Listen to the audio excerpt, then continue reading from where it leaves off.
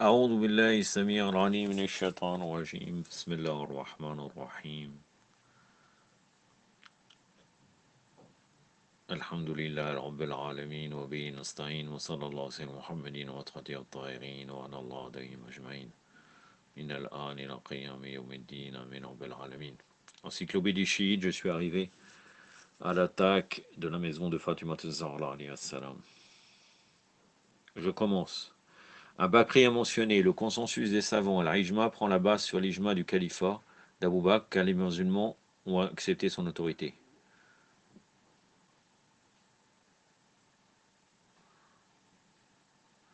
D'abord, je voudrais préciser que nous croyons également à l'Ijma, mais mon frère, donc au Bakri, c'est-à-dire lui, il marque mon frère, comment les savants Bakri peuvent-ils faire l'Ijma sur quelque chose que le prophète et certains de ses compagnons s'y sont opposés? Cette opposition est l'évidence qu'il n'y a eu aucun Ijma sur cette matière. Quand le prophète sallallahu alayhi wa sallam, j'ai mentionné les traditions Mukhalif authentique, dans les articles précédents, il donna à l'imam Ali la position qu'Haroun détenait sur Moïse. Cette position expliquée dans le Coran, dont les versets furent mentionnés. Les versets montrent Allah est celui qui nomme le calife.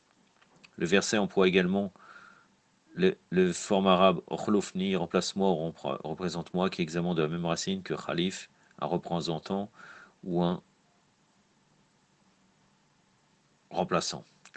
D'ailleurs, j'ai reproduit les rapports historiques documentés par les savants Bakri au sujet du fait que le messager d'Allah sallallahu alayhi wa sallam a sans équivoque annoncé l'imam Ali alayhi salam comme son successeur lors de son premier prêche. J'ai également mentionné la tradition authentique et fréquente de Radia Khom, où le prophète a déclaré l'imama, le califat de l'imam Ali, d'Ali alayhi salam officiellement. Maintenant, comment l'ijma peut-il exister sur cette question importante quand le messager d'Allah sallallahu alayhi wa sallam s'y oppose? C'est assez pour que nous fermions la question de ce consensus à ce sujet. Cependant, nous allons maintenant approfondir le sujet. Tous les compagnons n'ont pas reconnu la légitimité des 4 successeurs du prophète, sallallahu alayhi wa sallam. Donc là, il parle des 4 successeurs historiques. Les musulmans ont reconnu l'élection d'Abou Bakr comme califat par un nombre limité de compagnons et fut une surprise pour tous les autres. Par limité, je veux dire qu'une majorité de compagnons du prophète, sallallahu alayhi wa sallam, n'ont aucune connaissance de cette élection. Ali ibn Abbas, Osman, Talha, Zubair, Sa'd ibn Abi Waqqas, Salman al-Farsi, Abu Dar, Ammar ibn Yasir, Migdad, Abdurrahman ibn Aouf étaient parmi les absents. Ils ne furent pas consultés ou même fut informés de cet arrangement dans son regard. Même Omar, la'anatullah alayhi, a admis que l'élection d'Abu Bakr fut sans consultation et soudaine. Sahih Bukhari, volume 8, livre des peines, numéro 6830. Nous devons ouvrir nos cœurs devant les faits indéniables et documentés, même par les savants Bakri, face au principe de l'Ijma. Après le martyre du prophète, sallallahu alayhi wa sallam, ceux qui ont observé les ordres du messager d'Allah, sallallahu alayhi wa sallam, furent Ammar ibn Yasir, Abu Dar, al-Ghifari, Migdad, Salman al-Farsi, ibn Abbas, etc. Quelques fidèles compagnons se réunirent dans la maison de Fatima, alayhi salam, même Talha et Zubair étaient avec l'imam Ali et se joignirent aux autres. Ils se sont assemblés dans la maison de Fatima, alayhi salam, comme lieu de refuge puisqu'ils s'opposaient à l'élection d'Abu Bakr, la'natullah alayhi. Selon les traditions authentiques de Sahih Bukhari, Omar a admis que l'imam Ali alayhi salam et ses disciples s'y sont opposés. Al-Bukhari a relaté, Omar continua, que personne ne se berne d'illusion à dire que l'allégeance d'Abu Bakr avait eu lieu subitement. Certes, les choses se sont déroulées ainsi, mais Allah, subhanahu wa ta'ala, en a écarté les mauvaises conséquences. Personne n'a eu les qualités d'Abu Bakr. Donc l'allégeance faite sans le consentement des musulmans ne doit pas être acceptée, ni de la part de l'élu, ni de celle de l'électeur. Cela pourrait les exposer à être tués. Or, après le martyr du prophète, sallallahu alayhi wa sallam, après le décès du prophète, nous furent contactés que les Ansari s'étaient rassemblés dans un hangar des Bani Saïda. Sans nous informer, Ali et Zubair et ceux qui étaient avec eux s'opposèrent à nous, alors que les émigrants se trouvaient autour d'Abou Bakr. D'autres traditionalistes Bakri ont enregistré que le jour de Saqifa, Omar a indiqué Ali ibn Abi Talib, Zubair ibn Awam et ceux qui étaient avec eux se sont séparés de nous en se cachant dans la maison de Fatima alayhi salam, la fille du messager d'Allah. Ahmed ibn Hanbal, volume 1, page 55, Sirat al-Nabawiya par Ibn Hisham, volume 4, page 309, Histoire de Tabari, la version arabe, volume 1, page 1822. En outre, ils ont exigé la confirmation du serment, mais Ali et Zubair ont refusé. Zubair étira son épée, disant je ne remettrai qu'à Ali. Lorsque Abu Bakr et Omar prirent connaissance de ces propos, ce dernier, Omar, ordonna frappez-le et saisissez-vous de l'épée. On affirme aussi qu'Omar est entré brutalement à la porte de la maison de Fatima et les traîna de force en leur disant qu'ils doivent donner leur serment d'allégeance volontairement ou à contre-cœur. L'histoire des Tabari, la version arabe, la nomination d'Abou Bakr. Note, le traducteur en français des chroniques des Tabari n'a pas mentionné ce récit, mais se trouve dans la version arabe et dans bien d'autres ouvrages d'histoire. Maintenant, voyons les actes d'Omar, après qu'Abou Bakr fut désigné calife. Les historiens Bakri ont rapporté, quand Omar est venu à la porte de la maison de Fatima, il a dit, par Allah, je brûlerai la maison à moins que vous sortiez et donniez le serment de l'allégeance à Abou Bakr. Histoire de Tabari arabe, version arabe, volume 1, page 1118 à 1120. Histoire d'Ibn Hassir, volume 2, page 325. Al-Istisrab par Ibn Abdelbar, volume 3, page 975. Tahrir al-Khulafa par Ibn Qudayba, volume 1, page 20. Et l'imam wa Siyasa par Ibn Qutayba, volume 1, page 19 à 20. En outre, Omar ibn al-Khattab est venu à la maison d'Ali, alors que certains émigrés étaient également présents. Omar a crié, par Allah, où vous sortez pour rendre le serment de l'allégeance, ou je placerai la maison sur le feu. El-Zoubair est sorti avec son épée à la main, alors qu'il trébucha sur quelque chose, l'épée est tombée de sa main, mais ils l'ont saisie. Histoire de Tabari, la version arabe. Dans les bas de page de la page 187 d'une version anglaise de l'histoire des Tabari, traduit par mes soins, le traducteur anglais commente. Bien que la synchronisation ne soit pas claire, il semble qu'Ali et son groupe ont pris connaissance de la Saqifa. À ce moment, ses défenseurs se sont recueillis dans la maison de Fatima. Abou Bakr et Omar, entièrement avertis des réclamations d'Ali et de craindre une sérieuse menace de ses défenseurs, l'ont appelé à la mosquée pour jurer le serment de l'allégeance. Ali alayhi salam refusa, c'est alors que sa maison fut entourée par une bande armée menée par Abou Bakr et Omar, qui ont menacé de la placer sur le feu, si Ali et ses défenseurs refusaient de sortir pour jurer l'allégeance au calife. La discussion prit fin pour laisser place à la violence. Fatima alayhi salam devint très furieuse de cette situation. Ansab al-Ashraf par al-Baladouri, volume 1, page 582 à 586, Tariq Yaqoubi, volume 2, page 116, et l'imam Awasiyasa par Ibn Qutayba, volume 1, page 19 à 20. Abou Bakr apporta sous l'autorité d'un rapport authentique qu'après le martyre du prophète sallallahu alayhi wa sallam, lorsque le peuple lui versa l'allégeance, Ali alayhi salam et Zoubair avaient pris l'habitude d'aller chez Fatima al-Zahra, la fille du saint prophète sallallahu alayhi wa sallam, pour la consulter. Quand ce fait fut connu d'Omar, il est allé la voir et déclara aux filles du prophète: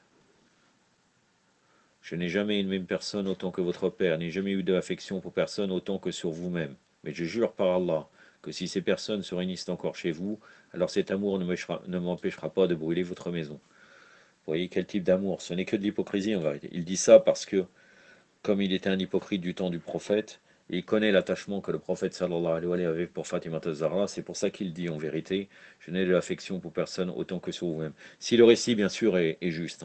Si le récit est juste, car ça vient des Boukhari les films. Histoire de Tabari, dont les événements de l'année 11 après l'Hégire, et l'imam aussi à ça par Ibn Qutayba, volume 1, page 19 à 20. Izalatul Khilafa par Shah Waliullah Muhaddis al-Darlawi, volume 2, page 362. Ibn al-Farid par Ibn Rabah al-Maliki, volume 2, chapitre de la Saqifa, page 588. En outre, on rapporte une discussion entre Omar et Fatima, alayhi salam, qui était derrière la porte de sa maison. Je sais que le prophète d'Allah n'a aimé aucune personne plus que vous, mais ceci ne me découragera pas pour mettre ma décision à exécution. Si ces personnes restent dans votre maison, je brûlerai votre porte. Kenz al-Romal, volume 3, page 140. De plus, Shibli Normani lui-même témoigne de l'événement ci-dessus dans les termes suivants. Le tempérament irritable d'Omar a pu mettre une telle action, ceci était probable. El Farouk par Shibli Normani, page 44. On mentionne également: Abou Bakr a déclaré sur son lit de mort: j'aurais souhaité éviter ma querelle envers Fatima, et ni d'avoir envoyé des hommes pour la harceler, bien que cela aurait causé une guerre si sa maison continuait d'abriter nos opposants. Histoire d'El Yaqoubi, volume 2, page 115 à 116. Ansab al-Ashraf par al-Baladouri, volume 1, page 582 à 586. 582, 582 et 586, pardon. Un historien nomma les personnes qui attaquèrent la maison de Fatima alayhi salam: Omar ibn al-Khattab, Khalid ibn Walid, Abdurrahman ibn Aouf, Sabet ibn Shamas, Ziyad ibn Labid, Muhammad ibn Maslama, Salama ibn Salim ibn Waqash, Salama ibn Aslam, Oseid ibn Ozer, Zayd ibn Sabit, la'natullah alayhum. Il y en a d'autres, hein. Entre autres Mughira ibn Shorba, la'natullah alayhi, l'Omeyyade qui a frappé Fatima az-Zahra alayhi salam. Le savant Bakri vénéré, Abu Muhammad Abdullah ibn Muslim ibn Qutayba Daynouri, dans son Histoire des califes, connu sous le nom de l'Imama wa Siyasa, a rapporté: Omar demanda du bois, puis apostrophera les gens se trouvant à l'intérieur de la maison. Je jure par Allah qui a mon âme dans sa main, si vous ne sortez pas, je brûlerai la maison. Quelqu'un lui a répondu que Fatima était à l'intérieur de la maison.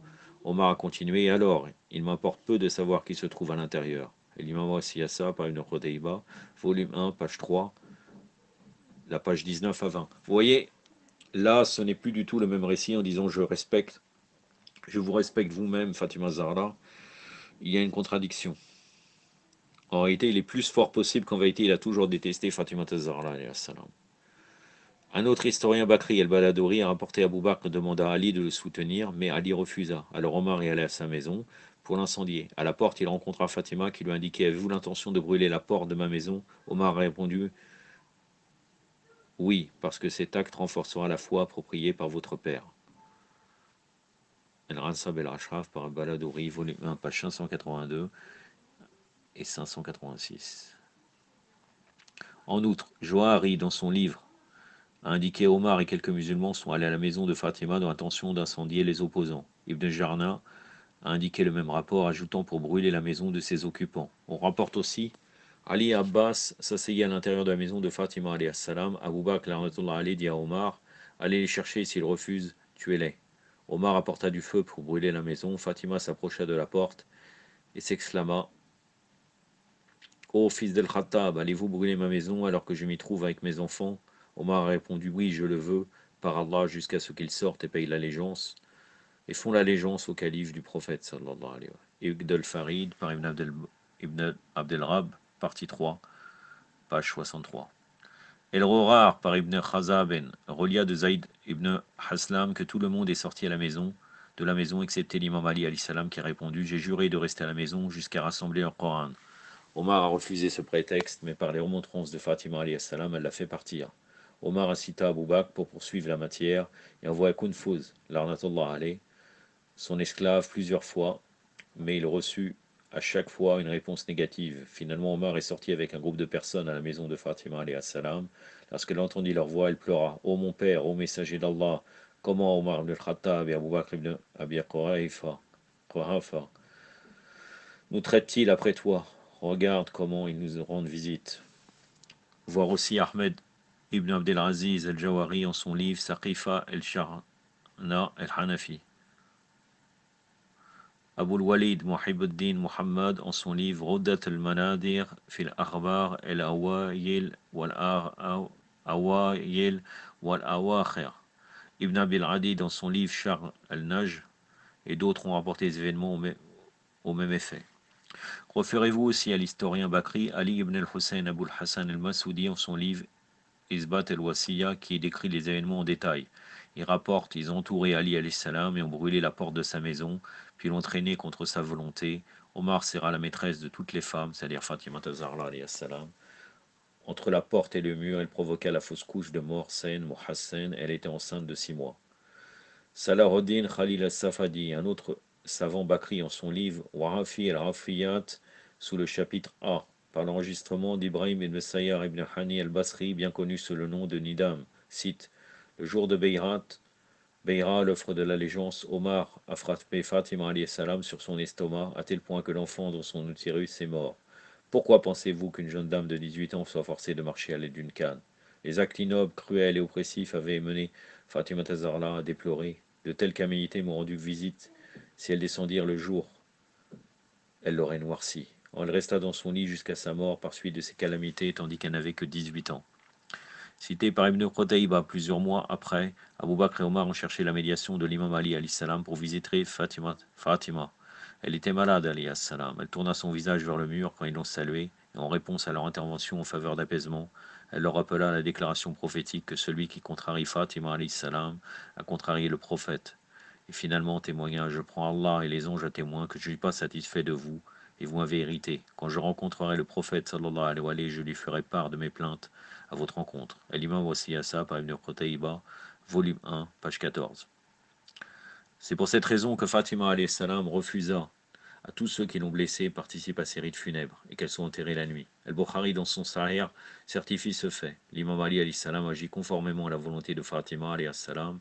Al-Bukhari est relaté sous l'autorité d'Aïcha cela. Fatima est devenue fâchée avec Abu Bakr et s'est éloignée de lui et ne lui a plus adressé la parole jusqu'à sa mort. Elle est restée vivante pendant 6 mois après la mort du prophète. Quand elle est morte, son mari Ali alayhi salam l'enterra la nuit sans informer Abu Bakr et fit la prière funèbre tout seul. Sahih al-Bukhari, le chapitre de la bataille de Khaybar, version arabo-française, volume 5, la tradition, 4240 et 4241, page 450 à 452. Quelles que soient les recherches, personne n'a localisé sa tombe.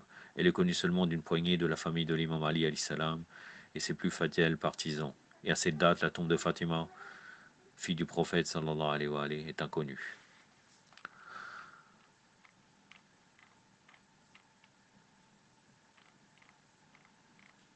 Je regarde là car le chapitre est terminé, mais bon, je vais finir sur le sujet de Fatima Zahra aujourd'hui quand même. Donc là,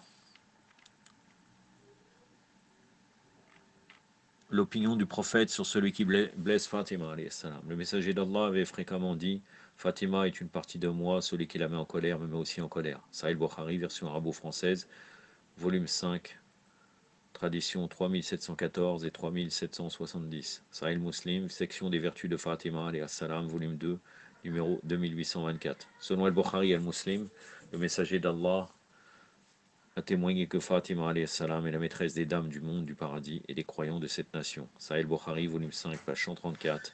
Sahih Muslim, volume 2, numéro 2826. Le prophète a dit: Fatima alayhi salam est la maîtresse des femmes du paradis. Le prophète a dit: n'es-tu pas heureuse d'être la maîtresse des croyants et la maîtresse de cette nation?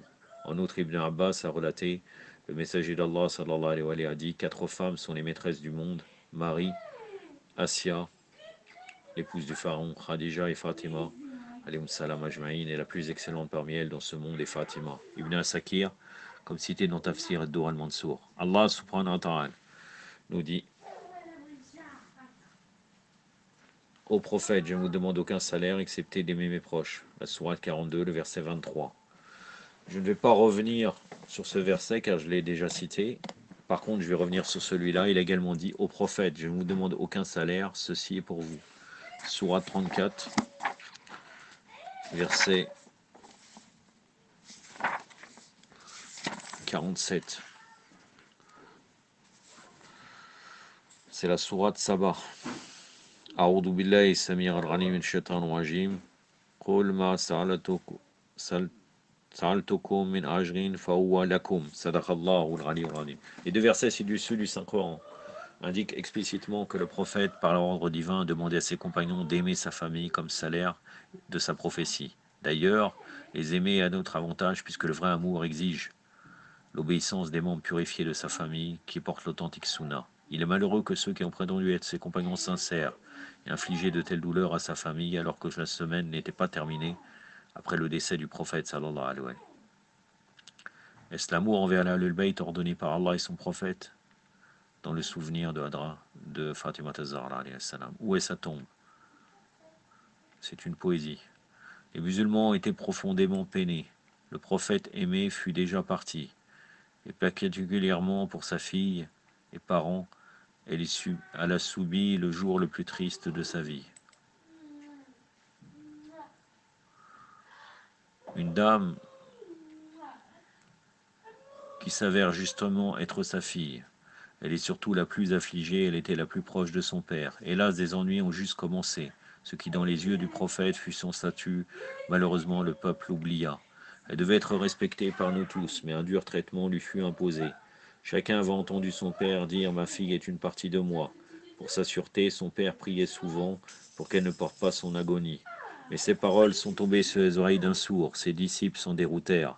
Ainsi ont été réalisées ses plus mauvaises craintes et ses ordres ont été désobéis. Chaque jour lui apporta une douleur, chaque nuit elle s'inquiétait de ses ennuis. Par ses injustices, elle ne peut leur pardonner. En ces derniers jours, on l'a vue pleurer. Réveillée toute la nuit, elle dormait peu. De ses ennuis, elle continuait de penser. Les blessures à son cœur sont si profondes, les pensées de son père déchirent ses yeux. qui coule et qu'arrivera-t-il à ses enfants? À quel destin vont-ils faire face? Soyez aimables et bons avec eux. Elle s'inquiète de ses pauvres enfants, parce qu'elle ne sera plus là, et ils seront bientôt des orphelins. Le temps en pleurant, ses voisins viennent et se plaignent, mais regardez, elle meurt déjà. Leur plainte sera vaine, et finalement, ce moment vient. Pour sa demeure merveilleuse, elle part, retenant leurs larmes. Ses enfants voient leur maman, avec un cœur lourd, avec la grande angoisse qui emporte son cercueil pendant la nuit. Il veille à accomplir son dernier souhait.